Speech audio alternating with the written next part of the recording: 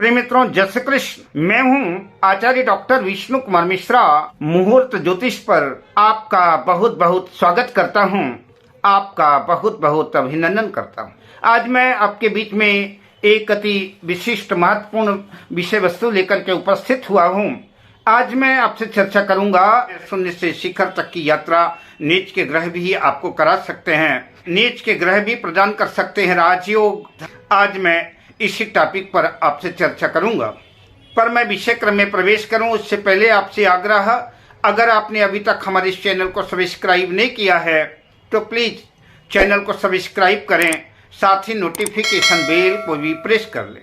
अगर आप अपनी या अपनों की जन्म कुंडली का बृहद प्रहर विश्लेषण कराना चाहते हैं या किसी भी किस्म का उत्तम क्वालिटी का रियल राशि रत्न आदि प्राप्त करना चाहते हैं तो आप स्क्रीन पर फ्लैश हो रहे नंबरों पर हमसे संपर्क कर सकते हैं। नीच के ग्रह भी आपको शून्य से शिखर तक की यात्रा प्रदान कर सकते हैं। आप नीच के ग्रहों के बारे में जानते ही हैं।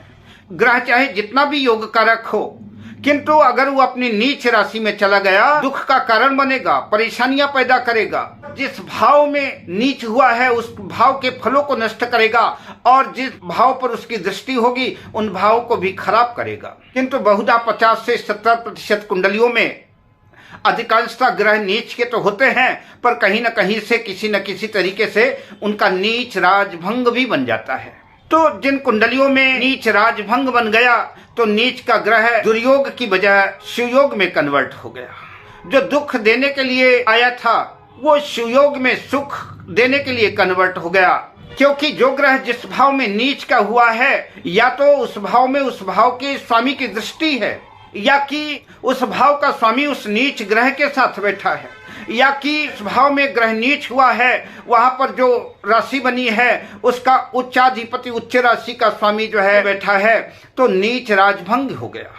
क्योंकि नीच का ग्रह तो निसंदेह नीचता दिखाएगा, घर को खराब करेगा, भाव के फलों को खराब करेगा, किंतु जो उस भाव का स्वामी बैठ गया है या कि उस भाव के स्वामी की दृष्टि है या कि उच्च का स्वामी बैठा हुआ है तो उस भाव के फलों को वो खराब नहीं करने देगा।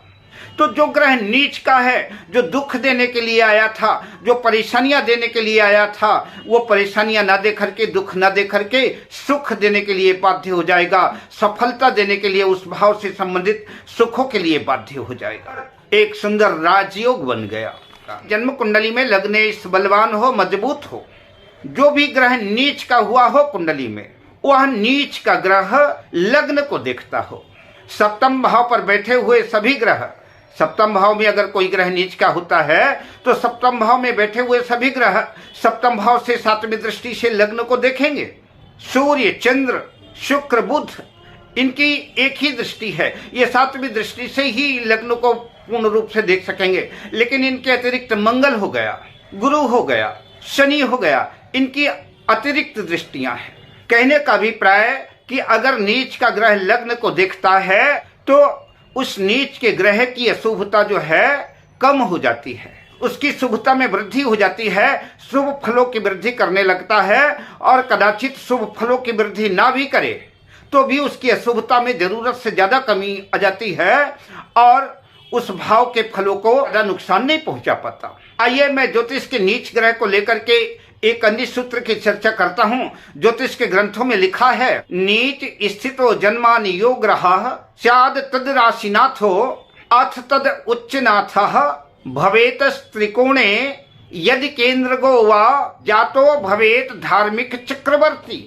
जिस भी जातक के जन्म के समय जो भी ग्रह जिस राशि पर नीच का हुआ है या जिस राशि पर नीच का होता है, उस नीच ग्रह राशि का मालिक, उस नीच ग्रह के राशि का स्वामी अपनी उच्च राशि में स्थित हो, केंद्र त्रिकोण में हो, या कि जिस भाव पर जो ग्रह नीच का हुआ है वह राशि अगर किसी ग्रह की उच्च राशि है, उस उच्च राशि का स्वामी अगर केंद्र या त्रिकोण में होगा तो यह निश्चित रूप से अति उत्तम राजयोग माना जाएगा।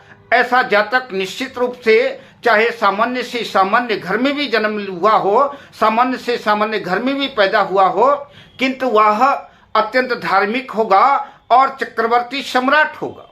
यद्यपि आज चक्रवर्ती सम्राटों का जमाना नहीं रहा, लेकिन फिर भी जिस जातक की कुंडली में ऐसे योग बनते हैं वह विधायक, सांसद, मंत्री, मिनिस्टर, मुख्यमंत्री, प्रधानमंत्री, राज्यपाल, महामहिम, राष्ट्रपति आदि बड़े उच्च पदों पर रह करके IAS, IPS आदि बड़े उच्चाधिकारी होकर के दौलत, शोहरत, धन धान्य, सुख समृद्धि सब कुछ अर्जित करते हैं। उनके जीवन में किसी चीज की कमी नहीं रहती। आइए तो उदाहरण कुंडली के द्वारा हम इसको समझने का प्रयास करते हैं। यह कर्क लग्न की कुंडली है। कर्क लग्न की कुंडली में चतुर्थ भाव पर तुला राशि में सूर्य अपनी नीच राशि में स्थित है। देखना यह है कि जिस राशि में सूर्य नीच का हुआ है उसका राशि का स्वामी शुक्र अगर अपनी उच्च राशि में है, केंद्र त्रिकोण में है, तो यह योग घटित होगा। तो इस चतुर्थ भाव में जहां पर सूर्य नीच का हुआ है उसका स्वामी, तुला राशि का स्वामी शुक्र जन्म कुंडली के नवम भाव पर, जहां पर 12 नंबर लिखा हुआ है, मीन राशि पर जो है अगर शुक्र स्थित हो जाए तो शुक्र उच्च का हो गया। तो शुक्र अगर उच्च का हो गया तो नीच का जो सूर्य है चतुर्थ भाव में एक राजयोग में कन्वर्ट हो गया। ऐसा व्यक्ति साधारण से साधारण भी घर में अगर पैदा हुआ है तो वह एक सम्राट की तरह जिंदगी, एक राजा महाराजाओं जैसी जिंदगी व्यतीत करेगा। उसके जीवन में सुख समृद्धि, उसका वर्चस्व, राजसी हुकूमत करने वाला होगा, दौलत, शोहरत, धन धान्य, किसी भी चीज की कमी नहीं होगी। दूसरे सूत्र को अप्लाई करते हैं, जिस राशि पर ग्रह नीच का हुआ है, तो चूंकि यहाँ पर जो है तुला राशि पर जो है सूर्य नीच का हुआ है, तो अब देखना है तो तुला राशि पर शनि उच्च के होते हैं। तो अगर शनि जो है जन्म कुंडली में केंद्र या त्रिकोण भाव में कहीं भी है, जैसे मान लीजिए कि शनि सप्तम भाव पर अपनी मकर राशि में स्थित हो जाते हैं, तो एक तो शनि अपनी स्वराशि के हो जाएंगे और दूसरी बात जो है तो ये सूत्र भी लागू होता है। तो दशम भाव को छोड़ करके शनि अगर लग्न में स्थित होते हैं तो भी यह योग घटित होगा। शनि अगर जो है तो चतुर्थ भाव में स्थित होते हैं तो यह उच्च के हो जाएंगे वहां पर, तो नीच भंगता नहीं, राजयोग भी हो जाएगा। शनि अस्त नहीं होने चाहिए वहां पर बैठ करके। और अगर पंचम भाव पर बैठते हैं तो पंचम भाव पर भी योग घटित होगा, और नवम भाव पर बैठते हैं तो नवम भाव पर भी यह योग घटित होगा। तो जो नीच के ग्रह हैं, कई बार उनको देख करके कुंडली में हम बड़े भयभीत हो जाते हैं, क्योंकि नीच का ग्रह नुकसानदायक होता है, परेशानियां तो क्रिएट करता ही है।